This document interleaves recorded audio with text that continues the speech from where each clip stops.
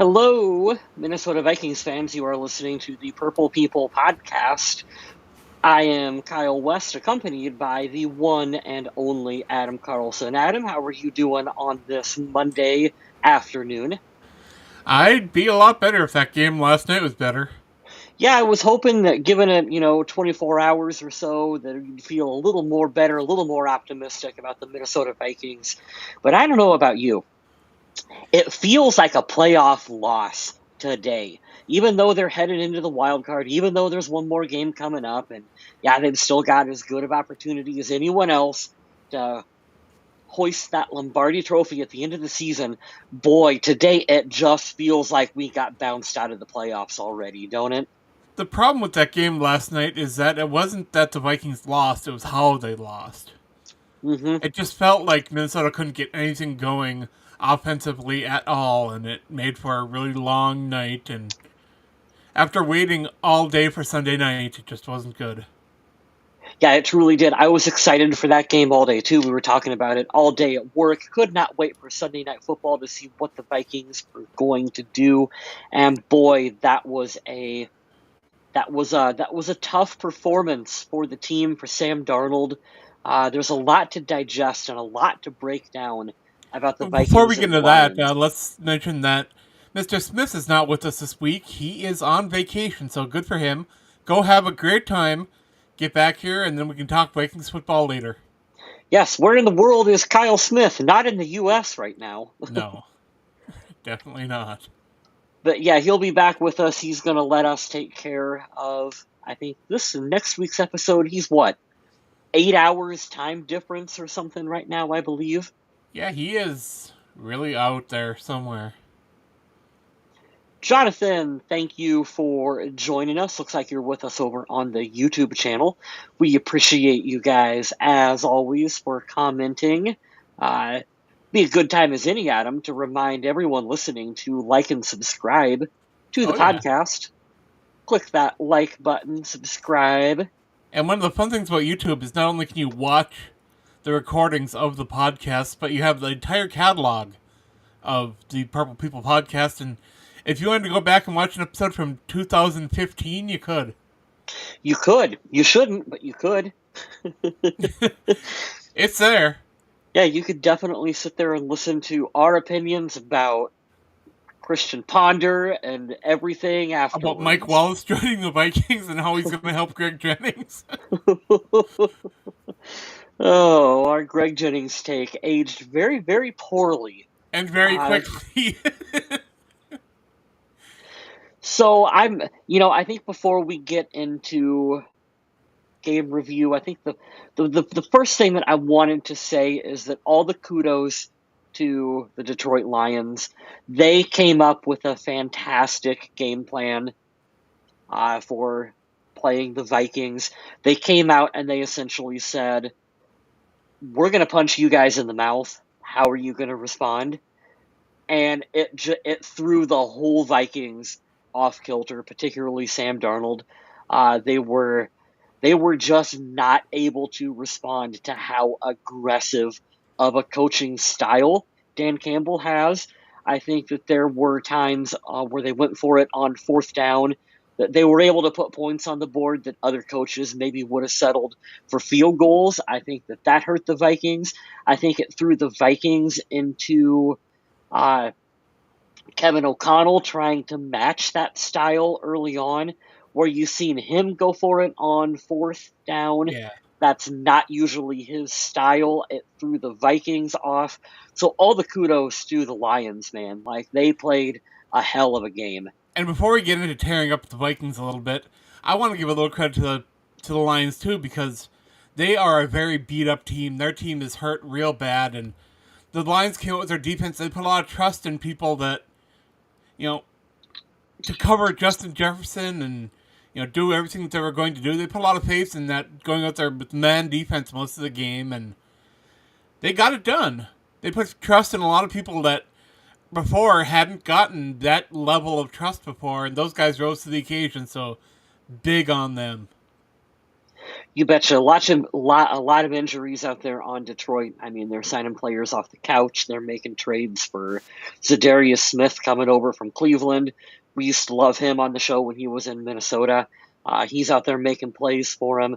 So they're really relying on a true team effort to go out there and to win football games. So we're gonna be I probably think pretty hard on the Vikings in this episode in places, but I gotta say it, man. All the respect for Dan Campbell and the Detroit Lions and what they're doing. I really do think that that was just a very well coached game plan on their perspective. And that was super classy of Dan Campbell after the game to come to Kevin O'Connell and say, "See you in 2 weeks." Yeah, it shows the level of respect I think that other coaches in the league have for Kevin O'Connell. And as Vikings fans, we can sit here and we can talk about how in the first half the defense kept the Vikings in the game, kept it competitive, kept everything good to go. We can talk about how the Vikings are ended season 14-3, right? Yep, that's what it says. Correct. And despite having absolutely no idea of how this Vikings team was going to be this season, and most expectations being in the toilet, Minnesota came out and had one heck of a season, and now that we're heading into the postseason, and we are disappointed by this loss, and we should still be encouraged of where the Vikings are and how they got here. I agree. It's frustrating because you were really wanting. I really truly believe that if the Vikings could have captured that one seed and had home field advantage, man, we've seen how difficult of a place US Bank Stadium is for opposing teams to play in. That would have been huge for this team. That's why this was such a deflating loss, because now all of a sudden you're going on the road. And maybe there's something to be said about playing that underdog role that the Vikings have been doing all season long. Okay, so now they go on the road and they get to continue to play that underdog, perspective. Something really wild though is that if Minnesota does go to this wild card game and they go to LA and somehow they do drop that game, Minnesota will have 4 losses on the season, but to only 2 different teams. That's crazy. That's a Minnesota Vikings stat. That's wild. Yeah. Hey, Sergio Skoll, thanks for joining with us. This is our vent line episode as well, too. We're angry with the team, but we're going to talk our way through it, and we're going to see how we feel at the end of the episode and what we think of the future of the team is going to be moving forward. So, do you have a game ball? Andrew Van Ginkel. I mean, if you were going to give one to anyone, I think that he played a hell of a game. He's had one all season long. He was a big contributor for this one. Honorary game ball could probably go to Harrison Smith. That is potentially that was his last regular season game for the Minnesota Vikings. I think if you were going to cap off a long career with the Vikings, he got himself an interception out there on the field. Just a fantastic Minnesota Vikings player overall. So kudos to Harrison Smith. I think that those were kind of the two that I was leaning towards. I was really disappointed in his passing attack, and yeah, the Lions did a great job shutting down Justin Jefferson. Jordan Addison didn't have a single catch all game. So I'm going to give mine to Jalen Naylor, who played like a number 1/2 in this game. And if you came into this game not watching Vikings football, not knowing Vikings football, you would have thought Jalen Naylor was one of the premier players on this team, that he was a highlight, poster player. Yeah, you can see why Kevin O'Connell is so high on Speedy. That's a fun nickname for Naylor. You can tell why they're so high on him anytime he gets an opportunity to speak about him with the press. And I think that that's a guy that, as he continues to grow and learn moving forward, I think is going to have a larger role on this team. And that's good because we need, you can always use that depth at that receiver position. And there were a couple other guys you could shout out that had really good games. Jonathan Grenard had a real nice game. Josh Patel's tipped a pass that ended up being intercepted by Ivan Pace. That was really good. That first half defense was really exceptional against a tough Detroit offense. And You got to give them credit for what they did. Yeah, things kind of fell apart with Gibbs there late in the second half, but overall it was what it was. You can't do much else. When you ask your defense to hold your team up for all 4 quarters of a football game, when you're not getting much help on, let's be frank, when you're not getting any help offensively from the team, not really, you can only ask your defense to do so much. So there towards the end of the game, when they were starting to get tired and they're starting to get gassed, I mean, I really don't blame them for that. Like, they did as much as they could for as long as they could, and Right. that's what happens when you get beat down and worn down by a, a good football team like Detroit. Like, eventually they're gonna start gashing you down the field. Now, when I was young, I was not a football fan. I watched basketball when I was younger. I was huge into basketball, right? Right. And one of the main things was, at that time, the Chicago Bulls were so huge. They were doing that three-peat thing going on. Yep.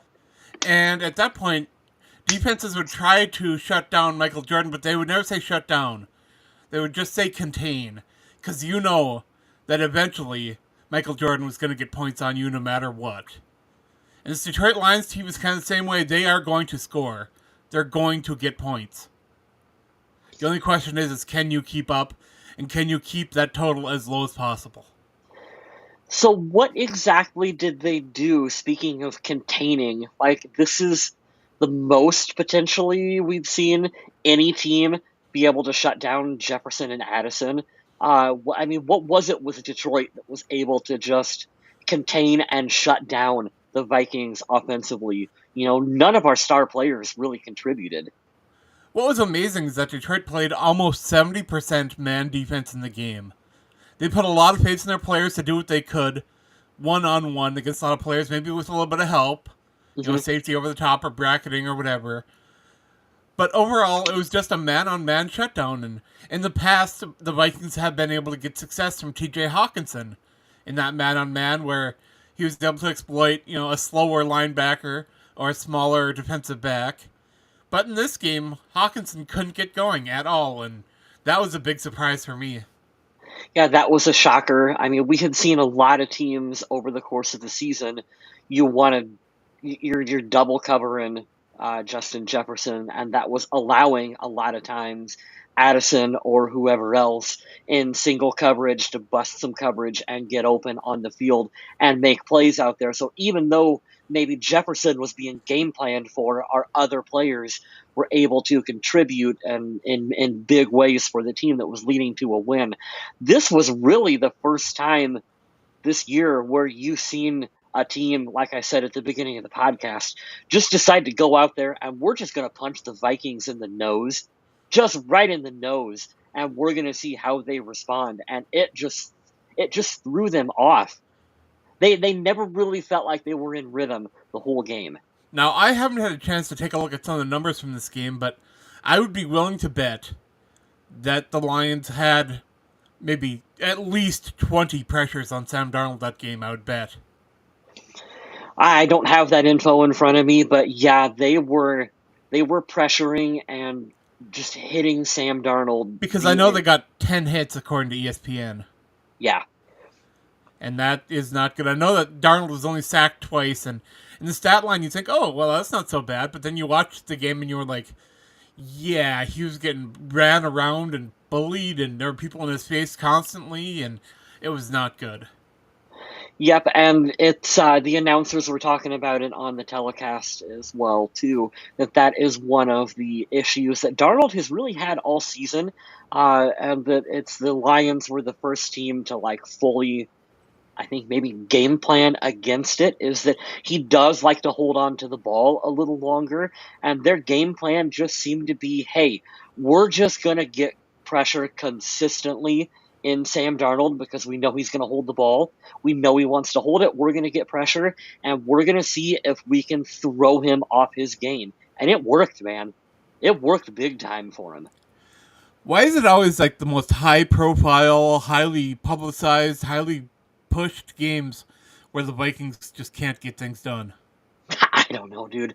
That's the most frustrating part, I think, of being a Vikings fan is that there are times, and this is one of them, where no matter how different and no matter how hyped you feel for the season, when it's the biggest game, like you said, it's the same old Vikings.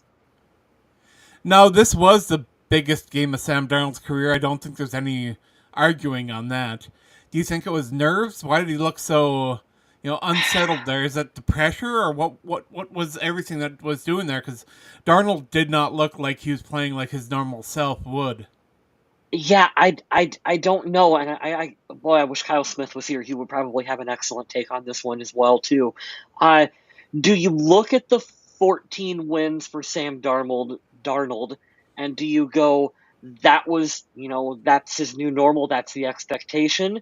Or do you look at those 14 games and go, those are kind of an outlier. This was him reverting back to more of what you had seen from him earlier in his career. I don't know. Yeah, because Darnold at that coming into this game, people were talking about him making 40, almost $50 million next season. And now with this performance in primetime in what was the biggest game of his career,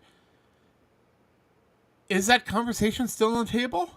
I don't know. I wanted to ask you this as well too, because I think it was last week on the podcast where we were all kind of talking about how Sam Darnold has pretty much played his way into a contract extension with Right. the Vikings. Now, if you believed that based on the 14 wins the team has had, should one loss make you decide that, okay, now he's not worth a $40 million Well, let's be contract honest, that was a extension? little bit worse than a loss. Well, that's where I was going. Usually, I would say no. One loss, if you believe in a guy, one loss shouldn't automatically mean that you're not going to believe in him. But I think it's the fact that so much was on the line that was essentially a playoff game for the Vikings. It had a playoff atmosphere. It was that big of a game coming into it, and he choked under pressure. Now, he's got an opportunity to redeem himself. Okay, coming into the wild card, we'll see what you can do. Can you perform? Can you perform against the Rams? You can kind of correct the narrative a little bit moving forward, Sam Darnold. But this does make me a little more cautious to give him that extension. And if you remember, the Vikings 11 games ago, Darnold came out and had the worst game of his career as a Vikings player. And he turned that around, and Minnesota went on a huge winning streak, and he started playing his best football. Maybe every once in a while, he just needs to come back down to earth a little bit. Yeah, and Jonathan's correct. The Vikings do always seem to play better when people don't give any recognition to them. That's kind of what I had mentioned earlier in the show. They get to go back to being the underdog here, being that fifth seed in the wild card, heading into the playoffs now. So we'll see if they can feed that and use that energy to perform. At some point, though, I am getting tired of this franchise having to consistently rely on that underdog mentality. Like, I really just want them to be good and win a Oh, game when you need to. here's something really interesting. So the Rams beat the Vikings earlier this year.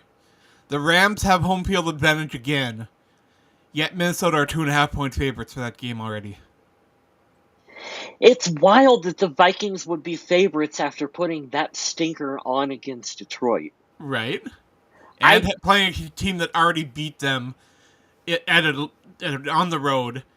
I expected to look that up right now and see that the Rams were a slight favorite, maybe a half point, and maybe one, but no. the head coach is our head coach's mentor. Like, it's the guy that he learned Right? from and got his chops underneath him in the NFL. Like, as a Vikings fan, I don't know why you would bet on this team. Like, clearly I want us to win, but like, I kind of think the Rams ought to be favored in this one. Yeah, I was a bit surprised. I get that Minnesota's the top.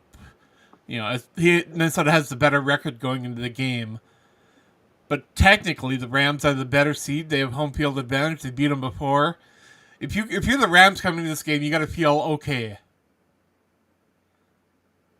I wouldn't be surprised if something comes out when the season's over, Jonathan, that we find out that there's something up with his throwing hand.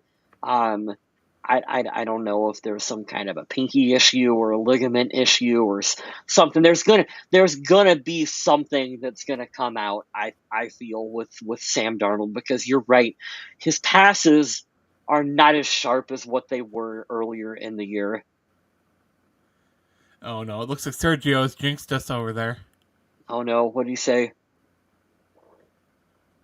If you want to make huge money in sports betting, I got an automatic pick for you guys. I am going to the game in LA for the wild card, and I'm currently 0-3 at live Vikings games. So sorry. So you're like the opposite of me. I am undefeated when I go to Vikings games, and you are winless. That's not fun. I actually don't Well, know what it's like to leave a Vikings game after a loss, and I don't know if I want to feel that. hey Jake, thanks for joining us. Yeah, that's kind of what we were talking about a bit too. Is that Sam Darnold maybe being banged up a little bit with his throwing hand? I mean, we've seen him wince and struggle to get up a couple times here towards the end of the season as well too. So he's definitely hurt. Everyone is hurt this time of year in the NFL, though. That's a question I was going to ask you, Adam. Are they going to activate Daniel Jones, do you think? At this point, I don't think it's going to happen. I think they're pretty comfortable with what they got going in, Yeah, but you never know. Having someone with more experience, especially in the playoffs, might be good. that was kind of my whole thought, is that I don't. There were some people who were talking on social media that, oh, well, maybe Darnold should have got benched in that game. And I'm like, oh, no, There, even in our Discord channel, we had people saying they'd rather see Nick Mullins and they're slinging it.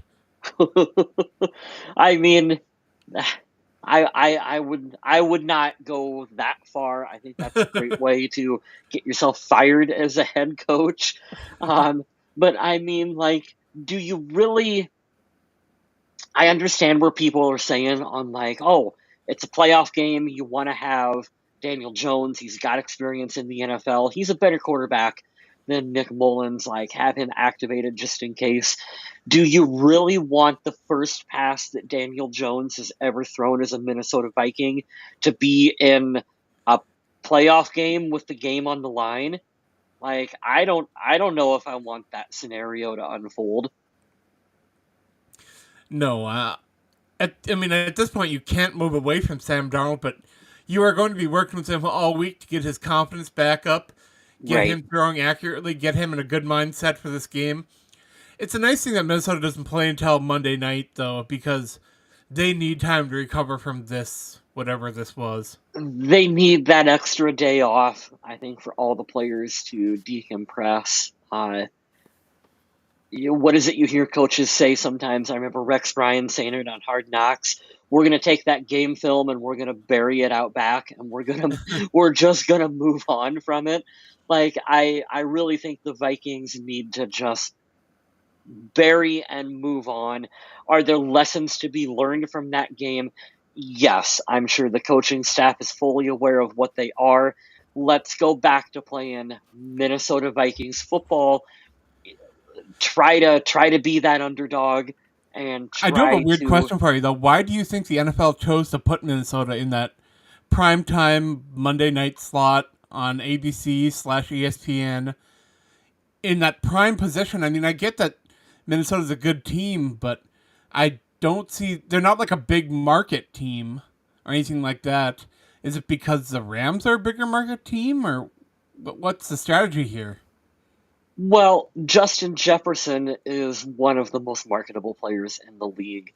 Uh, I think that he's a guy that they want to see in primetime games as well too, and have success, because all the kids know the gritty, all the kids know Jets. I think that we underestimate a little bit how popular he is outside of Minnesota. Um, and I think that that's a big reason for the Vikings getting that primetime experience. Because I thought that was interesting with all the other games. There were probably other networks that were fighting. I saw, was it the Ravens game that's going to be on Amazon Prime? It's a good comment from Justin. I can't even remember the last time a team lost to 3 teams in 1 year. Well, if there's ever a weird statistic, the Minnesota Vikings will be the franchise to own it. That is true. What I wanted to mention another thing that has nothing to do with what we were talking about, but a lot of talk has already moved to what's going on with the Vikings next season, and I'm sure you saw the uh, report that came out. The teams are going to want to try to get Kevin O'Connell away from the Vikings, That's ridiculous. and Kevin O'Connell addressed that, saying that he has no interest in going anywhere else at the moment. And we saw Aaron Jones saying he wants to come back to the Vikings. Is this thought style defeatist a little bit in some ways to already be thinking ahead that far, or Uh, we're all shell shocked Vikings fans. I think that at times we expect the worst outcomes to happen to this team. Uh, so I think it's natural for this fan base a little bit to already be looking forward because we're so used to looking for, well, what's the positive? What's the big positive thing coming up? And earlier in the beginning of the year when we were talking about how this is a rebuild, we were looking forward to 2025 because we have so much salary cap space to spend, and like it's like, oh, that's really the season that you can try to win for. So there's a little bit of that I think going on. yeah, I was feeling like this season was 500 or so at best. Right. So for them to do this is just kind of crazy in my mind. And I do think too is that today it has the same feeling as getting knocked out of the playoffs to me when I woke up this morning. Uh, because my expectations really were that they were going to go that this year was going to be different, and they were going to go in and they were going to find a way to beat the Lions, because I really wanted this team to have that first round playoff spot and that the home field advantage. And I don't want to sound like I'm hating on the Lions here, but I think the best thing they could have done to put them in a bad position is to make them play in the wild card round, not give them that rest, not give them that time, and now the Lions have that time to kind of get even a little healthier and plan things out a little bit better. And this is a best case scenario for them.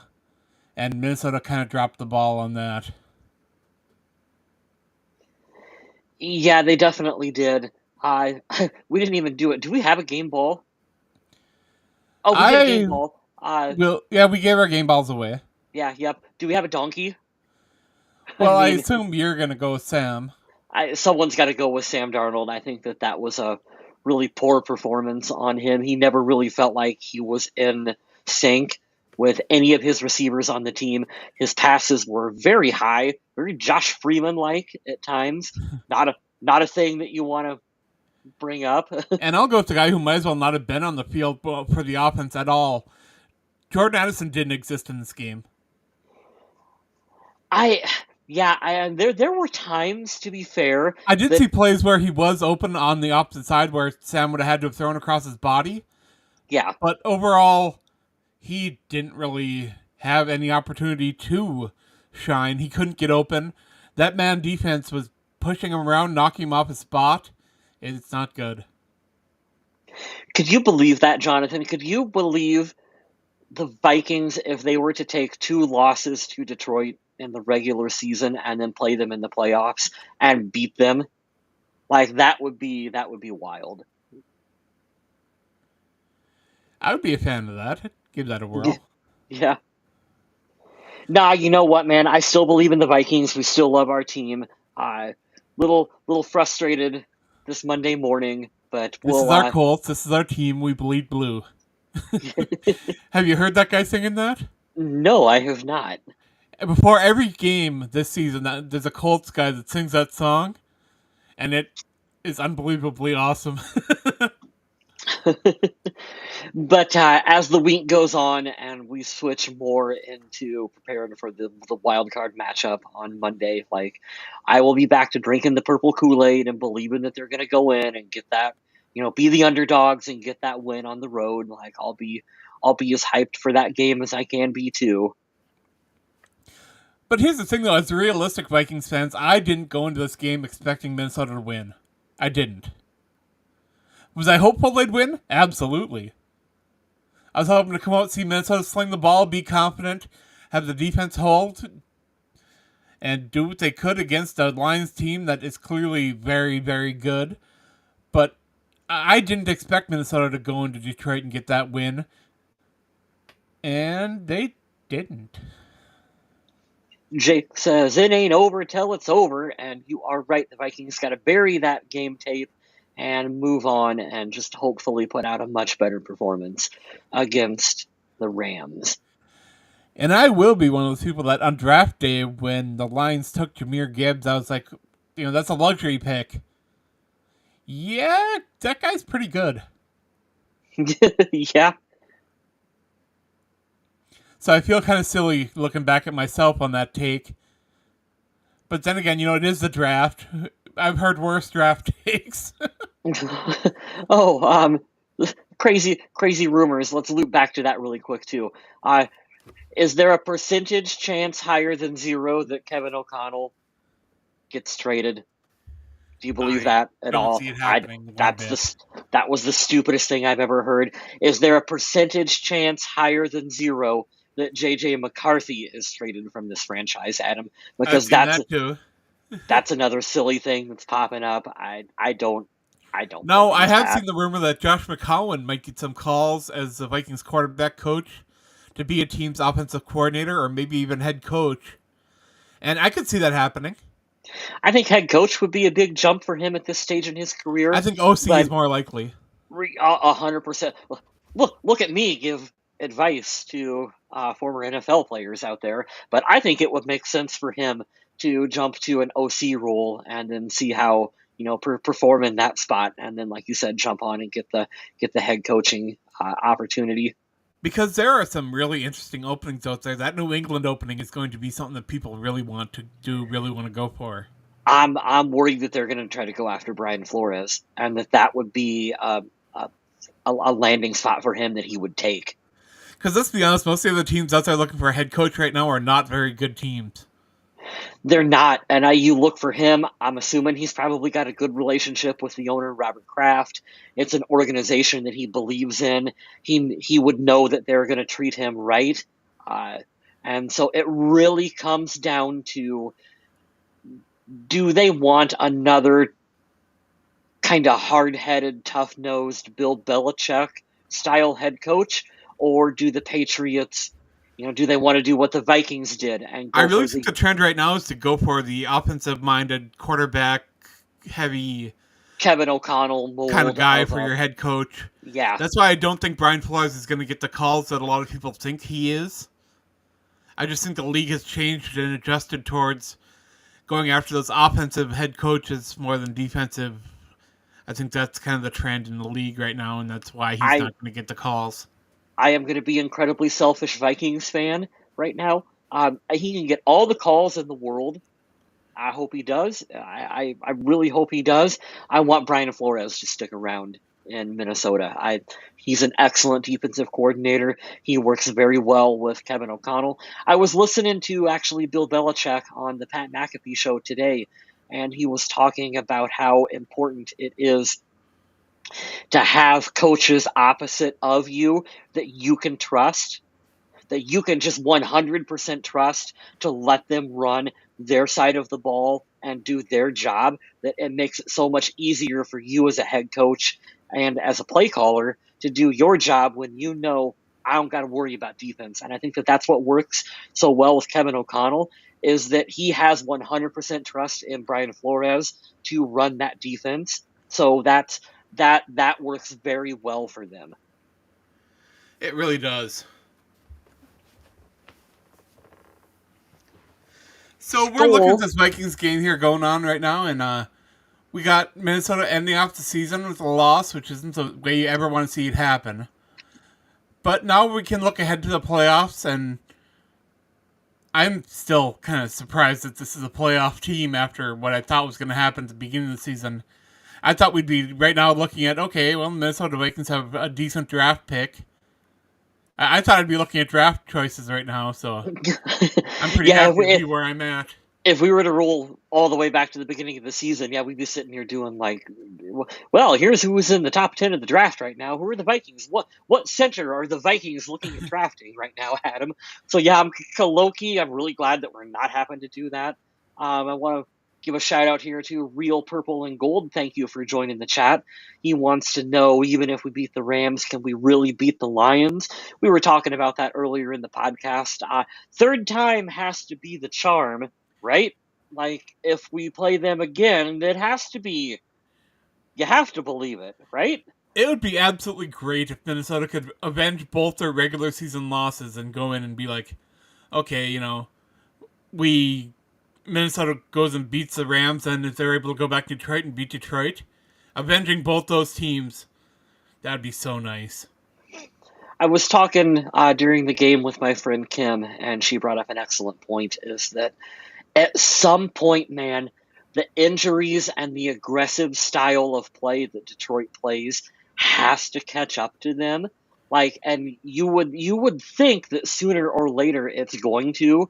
So, man, maybe I'm still going to say maybe there's an opportunity for the Vikings to beat them. But all the kudos to Detroit. They're an excellent football team, very well coached. Props to Dan Campbell. They had a very good game plan to Well, beat you the know the saying, Vikings. any given Sunday, right? I mean, heck, the Bears beat the Packers, so who knows? Yeah, Anything can yeah. happen, right? Here's a take for you from Muffin Man 67. Not sure I've seen you with us, but thank you for joining us. Giving some shade to Justin Jefferson, said it looks like he needs to hit the weight room. Adam, looks like he would break if he goes down a little too hard on the field. Well, he was getting pushed around quite a bit in this game. They were being very physical with him. And, Justin Jefferson is a finesse player. He has made some plays where he's able to show off his strengths, but for the most part, he would prefer not to use his strength game and be able to beat people with his speed and agility and finesse and all that. So, yeah, maybe you're right, Muffin Man. For better or worse, the referees in that game were letting them get. Oh, J.J. McCarthy. I'll talk about J.J. McCarthy, not Justin Jefferson. Iowa J.J. McCarthy's young. You know, I wish I was the size I was when I was 21. I hope his mom got him Robux for Christmas because he looks like he's a teenager. Yeah. He needs to grow a beard out. I think that He needs would to help do something. help him a little. Will Reichert also needs to grow a beard out. I think that he would look a little less like a high schooler if he had one. I think I'm just getting old and everyone's looking young. I think that's what's happening here. Adam, I'm very quickly coming to the age, well, when Aaron Rodgers retires, I think I'm going to be older than everyone in the NFL. Did you see the difference of pictures between Aaron Rodgers when he got that touchdown achievement there? Did you see when they went back and showed his first touchdown and this one? And oh my god, he looked like he'd aged 35, 40 years. It's wild, dude. Yeah, KOC has to implement some quick pass plays. Yeah, I think that when Darnold was getting as much pressure as what he was, you could definitely say that they needed to run some quicker passes, maybe roll him out. The pressure was in his face so consistently that they weren't having an opportunity to get anything going out there. So it's tough to try to run like a wide receiver screen where you're shifting all your protection. And when Minnesota did run that wide receiver screen, it was one of the worst plays they ran all day. It's getting blown up right away. It was terrible. Every part of that play was bad. Every single part of it. So I don't think it was a lack of trying some different things, but I don't know how Minnesota would fare in another rematch against Detroit. They would have to game plan and figure something out because whatever they tried in this game was not it. Their efficiency in the red zone and on late downs, third and long, and all those kind of situations, not good. Not good. Yeah, I don't know what their game plan was, but it never truly felt like they got to implement any part of their game plan. Like the whole time, the game just felt like they were reacting to what Detroit was doing. There was never a point in that game that I truly thought that, okay, the Vikings are grabbing a hold of this and they're implementing what they want to do. It was just reacting, reacting, reacting. Like I said, when you seen Kevin O'Connell going for it on fourth down, felt less like, okay, this is him doing what he needs to do in essentially a playoff game to go out there and try to put points on the board. To me, it just felt like we're reacting to Dan Campbell. Like we have to try to keep pace with them, and that's never a good formula to win in the NFL. Yeah, seeing Kevin O'Connell pass up points from a field goal to go for it in some of those situations was rough, especially when Minnesota was having such a hard time punching the ball in. I didn't really get that. If Minnesota had their offense clicking a little bit and had some momentum, I'd have been like, sure, makes sense. But with how much they were struggling, I didn't really understand going for it in those situations. Didn't make much sense to me. I believe so. I believe it's just the Vikings on Monday Night Football. Yep, they Right, have the Adam? last game of the wild card weekend. Oh boy, the pressure is Which on. is why I was talking about why the league put that in such a premier position. I was surprised. Yeah, it kind of feels like it has the opportunity to go real south real quick. I don't want to curse us, but that just seems like that could happen. I was reading something on X earlier today that I thought was kind of interesting. Did you know that there's a chance that the NFC and AFC championship games could both be played in the same building? No, I didn't know that. Yeah, if the Rams and the Chargers both make the finals there, they could each host a game, which would be kind of wild. I mean, It'd be they're both lower seeds, so it'd take some real interesting stuff to happen, but it's possible. Yeah, that'd be wild. It'd be even wilder if they had fans of either of those two franchises. Oh, wow, wow. I was joking with Kyle Smith yesterday about how frustrated we were with the game. And I was like, hey, you want to know who's probably having a worse time than us right now? Mark and Ziggy Wilf just spent like $2 million to watch this game, technically. Yeah, they bought tickets secondhand and sold them back to Vikings ticket holders. They probably lost $1.5 million selling those back, maybe. I I loved that. I thought that that was really cool. Didn't work out the way we thought it would, but I kudos to our ownership though, Adam. Like they're trying everything to try to give this team an advantage. I do like that. It was a really creative way to try to get a little bit of that home field advantage taken away from Detroit, but yeah, to pay, I'm glad I didn't pay $200 for a ticket to try to go down there and watch this. I almost didn't want to watch it on my TV in the fourth quarter. Yeah, That's how I bad. I, I agree with real purple and gold. I do think that O'Connell was just going to take the points next time instead of going for it on fourth down. I understand why he was trying to match them, but at the same time, part of playing the Lions is knowing that they're going to be aggressive and going for it on fourth down, and you can't go against what you do.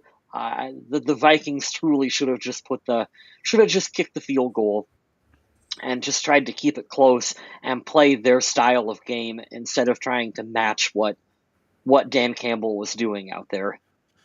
Also, I do kind of want to cue something up here. Minnesota Vikings, if you're listening, if you are going to run a fake play, play action pass or something like that, don't put Cam Akers in as your running back because he is your pass blocking running back, and the Lions look like go, oh, the Vikings have their pass blocking running back in.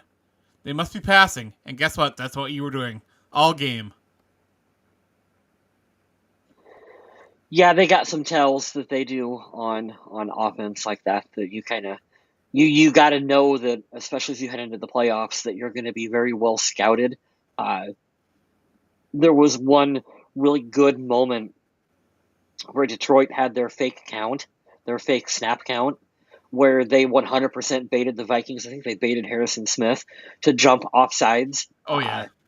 And it's like, man, that was just excellent coaching on the part of the Detroit Lions, knowing the situation and just outsmarting the Vikings. I watched that and went like that meme. I ain't even mad about it. But you know something that was kind of embarrassing? I wasn't embarrassed by a whole lot in this game until on fourth down, instead of kicking the field goal that would have made it a 3-possession game, the Lions went for it and scored another touchdown. I was like, oh man, now that's embarrassing. Putting the game away, Adam.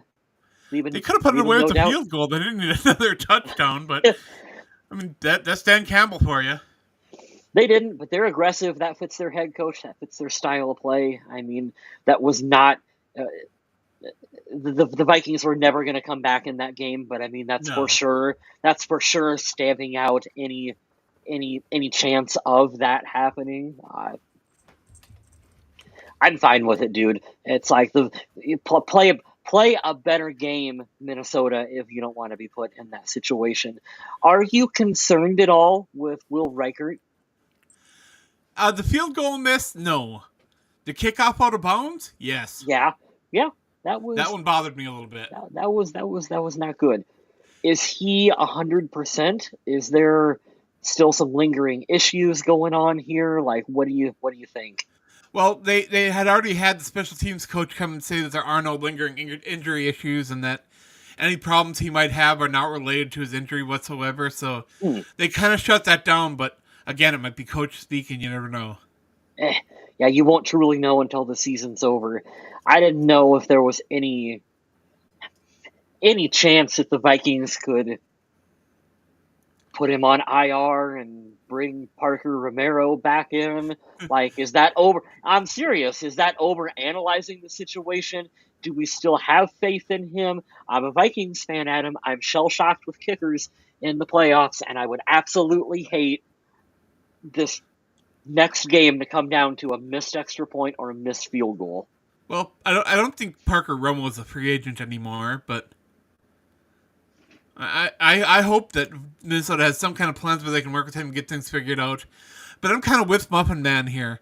You know, I've been watching the Vikings now for way too long not to know that something is probably going to come and break my heart.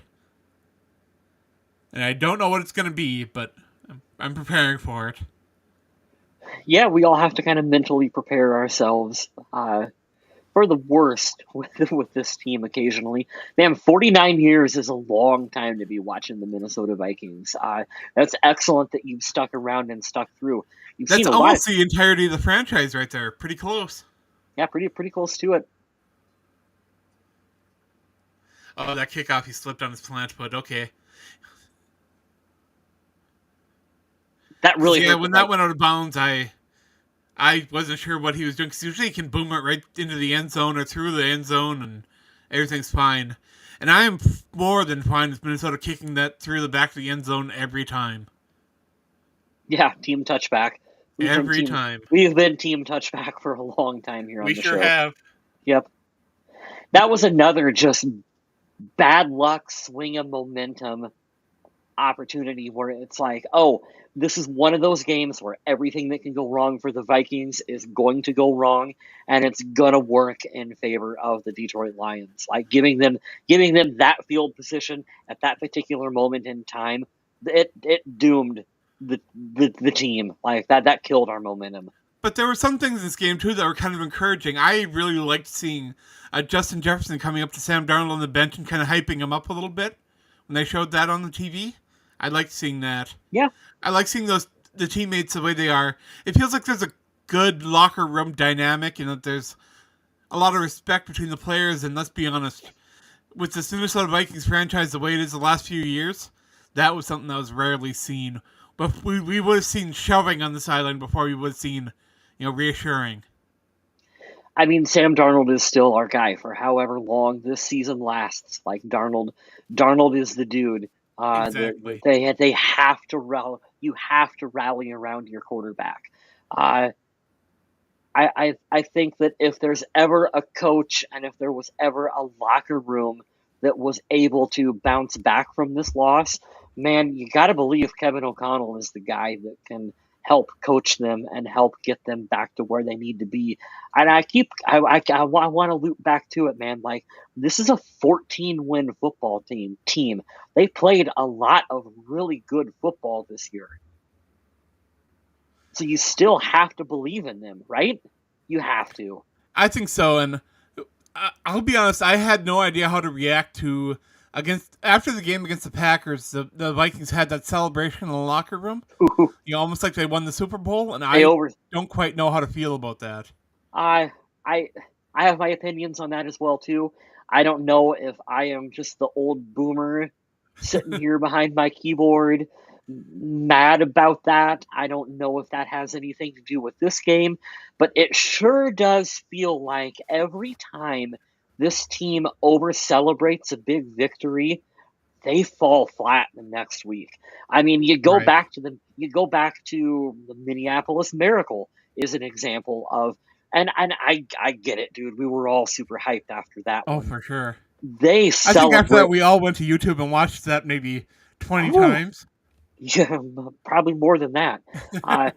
We know that locker room was hyped, and they came out flat and got absolutely steamrolled against the Philadelphia Eagles after that one. Part of me thinks, did you over-celebrate a little bit when you beat the Packers? Did you look past the Lions a little bit? Did you think that did you buy a little too much into your own hype?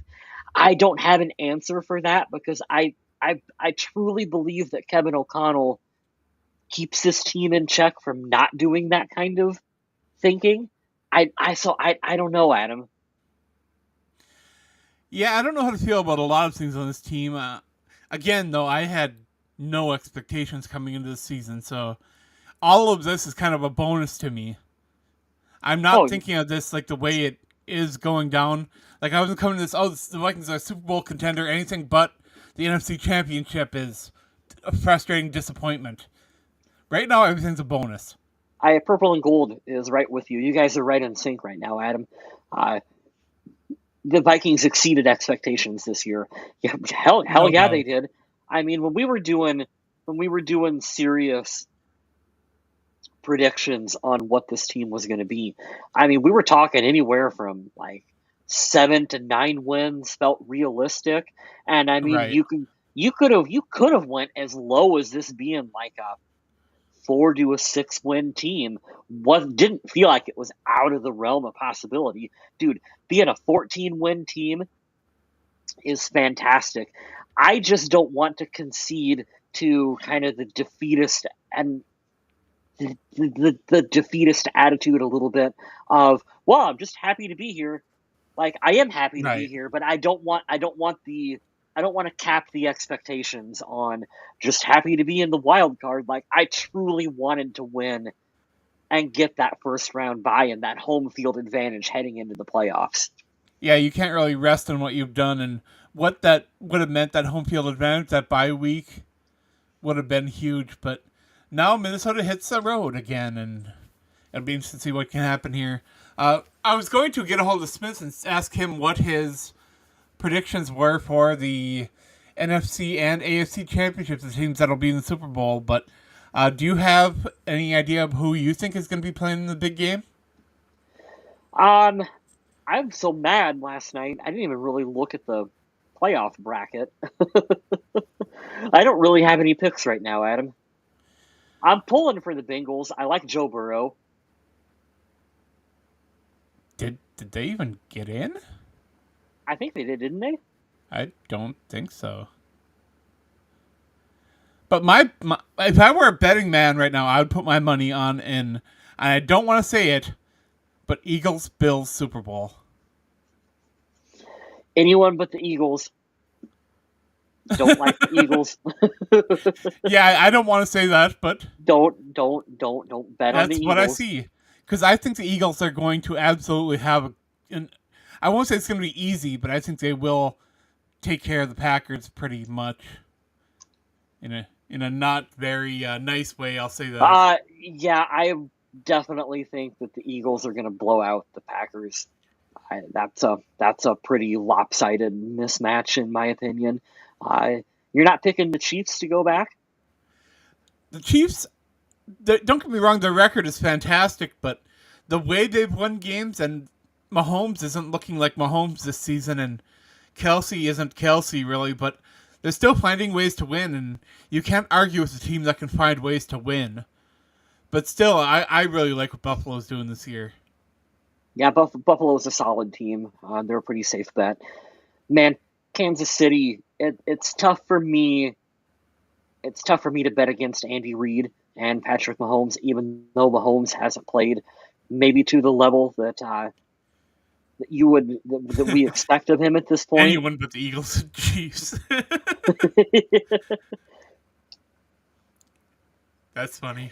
Yeah, I could root for Harbaugh in the playoffs as well too. I'd be fine with that. Yeah. I don't know. The more I think about this game, the more frustrated I get. And to be honest, I am ready to kind of try to forget this game and just start looking forward again. I know. I just can't get over the feeling, even though we're talking about it, even though we know we're playing the Rams, even though we know we're a wild card team, sitting here right now on this Monday afternoon, Adam, it just feels like we're doing a season recap, and let's look forward to next year, don't it? I know. Right now, you should be sitting here thinking, boy, I wonder what's going to happen on the first Raw on Netflix. Oh, I am thinking about that. I am excited for that. This is going to be a good show. Can we do an hour or two where we just talk about Monday Night Raw coming up? Because this is going to be wild. This will be fun. It's going to be a lot of fun. And hopefully the Vikings game's going to be some fun on Monday. I just want it to be competitive. Like, can we be more competitive than this one? It's like I was saying to my nephew, I don't mind that the Vikings lost. I didn't expect them to win. But the way they lost, just ouch. 31-9 is just, boy, that's defeating. Not even scoring a touchdown and then being that inept in the red zone was just, it hurt. It hurt. Yeah, big time. But we're closing in an hour. We didn't do a stat rundown, but I don't think we really have to. There's no stats to run down. No one on offense did anything. Sam Darnold had a rough day. The running backs did okay. Some wide receivers didn't do much. Some did. Defense. Yeah, I was seeing a thing.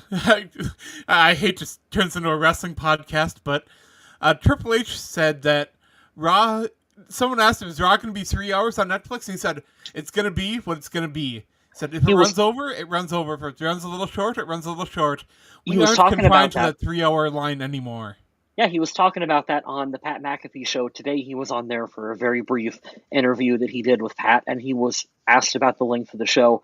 And he said, you know how sometimes when you binge watch a TV show, one episode might be 45 minutes and one episode might be an hour and a half, and it depends on where they are in the story. That's what he akin the length of Raw to be. Is it like, well, what story are we telling? It might be a longer show, it might be a shorter show.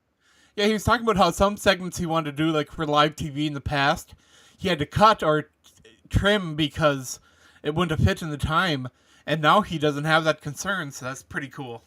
I'm excited for this, too. I'm also excited that McAfee and Cole were on there talking about how, look, we're not going to say that the show is, like, unrated, but if a heel comes out and he's an asshole, we can call him an asshole now, and we don't have to mince words quite as much. I feel bad ending this show with wrestling talk, but have you realized that like the old content they put up on Netflix from WWE right now, they don't have the blurred WWF logo. They don't censor out swear words, and it's completely as it aired, which is wild for some of that Attitude Era stuff.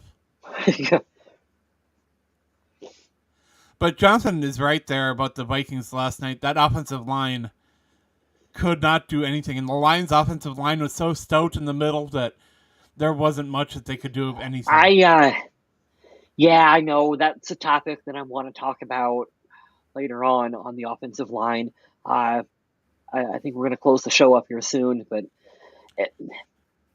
they've got some work to do in the off season on that position We group. lost 3 viewers while we were talking about wrestling. It happens. We can loop it back to the Vikings. Maybe Brock Lesnar. Minnesota needs a lot of up. help in the trenches. I don't know if they're going to be able to get that this offseason, but because Minnesota really has to power down and figure out what they're doing in the secondary with the corners and safeties this offseason. That's going to be probably the top priority, especially if they can re-sign Aaron Jones and if they can keep Sam Darnold. A lot of those other problems will just end up being guys filling back in, and then I don't want to cement and ink in cornerback first round of the draft, but we're almost at the point where you almost have to. It's interesting because the Vikings have had such a good season, and you usually would go, man, this is the start of a new Minnesota Vikings dynasty. And we didn't even talk about the Pro Bowl people yet for the Vikings. Yeah, real quick though, Adam, when you look at it, like you said, it's not like they have cornerstone pieces inked into. Here are your building block foundation pieces that you got inked in to long-term deals, and it's like there's a lot of moving pieces for this team next year, more so than what you would typically get from a 14-win heading to the playoffs team. Like, they have their work cut out for them this offseason. With the coaches, the facilities, and the money that the Vikings have available, I feel like they'll be one of the teams that won't have a lot of problem attracting high potential free agents. Yeah, Jonathan, I think on the O-line, he says, please address the O-line in the offseason. Dalton Reisner is a guy that kind of I'm looking at going good to average at times. Probably someone you need to replace, though. Like, I don't know if I want him in my starting lineup. I really don't. Like, I really want to upgrade at that left guard position. Center is an area that, man, we've got a lot of mileage out of. Please stop drafting undersized centers that are supposed to be athletic enough to make things happen. Get a big guy that can hold things down, keep leverage, and not, give things up the middle. Yeah, they've gotten a lot of mileage out of Bradbury out there at center, Adam. And I understand that, like, what the floor is with him, and it's not terrible. Like, it's really not terrible. It's a position, though, that you kind of need to you need to upgrade at that position, I think, because the ceiling needs to be higher. And yet we haven't seen a single snap from Mullet Dan at center. We haven't. Is Mullet Dan not good? I don't know. I don't know much about Mullet Dan. I don't know. But we are over an hour now, so I think we're going to call her here. Thanks again for everyone who joined us in the chat. We love having you guys here, whether you're on Facebook, YouTube, or my Twitch channel. We love having you guys here. We'll be back next week. Probably just be Mr. West and I, because I think Mr. Smith is still on vacation. But we'll be back next week to talk about that game against the Rams. You can check out my work over on the Viking Age, or you can check me out on social media at MNVikingZombie. And Mr. West can plug some things here. Yeah, I'll remind everyone to like and subscribe to the Purple People podcast. You're probably already subscribed to the Minnesota Vikings if you're listening to this show. But no, like us on YouTube and Facebook and everywhere else that we are out there on social media. I want to say that you should forgive me. I don't know where the banners are. Maybe I can pull those up. I cannot. So I will just say, give me a follow. I am at Vaguely Square over on Blue Sky. That's my social media platform of choice. Adam is MN Viking Zombie, and Adam is on Absolute Sample Banner. Adam has the sample banner. Adam is MN Viking Zombie. You are on absolutely everything, correct? Oh, yeah. Yep. Yeah, but I am off the dating apps, which makes me kind of happy. Hey, there you go. So you can't find me on the dating apps right now. I'm not there. But West and I will be back next week, and I hope you guys will join us. We'll be in the Discord chatting during the game, and hopefully it's a little bit better than this one. In the meantime, stay classy, Minnesota.